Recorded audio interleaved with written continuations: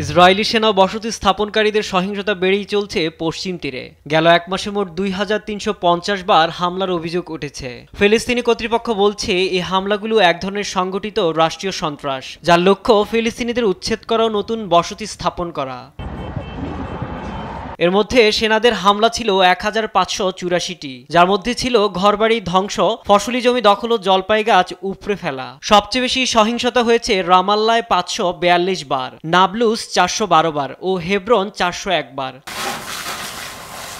অন্যদিকে বসতি স্থাপনকারীদের হামলা ছিল 766টি, যা রামাল্লাহ, নাবলুস ও হেব্রনেই সবচেয়ে বেশি। এ হামলায় 1200টির বেশি জলপাই গাছ ধ্বংস ও বিষ প্রয়োগ করা হয়েছে, যা ফিলিস্তিনিদের সংস্কৃতি ও জীবিকার গুরুত্বপূর্ণ প্রতীক।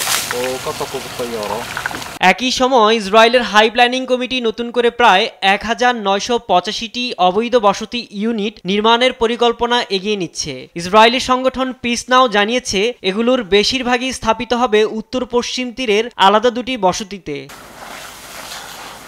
এবছরের শুরু থেকে এইচপিসি মোট 28195টি নতুন হাউজিং ইউনিটের অনুমোদন দিয়েছে, যা রেকর্ড সংখ্যক। ফলে আন্তর্জাতিক আইন ভঙ্গের পাশাপাশি দ্বিরাষ্ট্র সমস্যার সমাধানের সম্ভাবনাও ক্রমে ক্ষীণ হয়ে আসছে।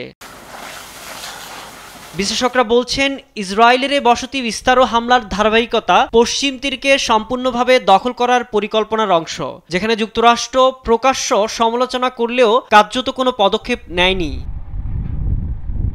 ইসরায়েলের দখলদার নীতি ও সহিংসতা শুধু পশ্চিম তীর নয়, সমগ্র মধ্যপ্রাচ্যের স্থিতিশীলতাকেই প্রশ্নের মুখে ফেলছে। ফিলিস্তিনিরা বলছেন, এই হামলার বিরুদ্ধে আন্তর্জাতিক সম্প্রদায়ের নীরবতা আরও বড় মানবিক বিপর্যয় ডেকে আনতে পারে। সাইদুজ্জামান, নিউজ ডেস্ক, দেশ টিভি।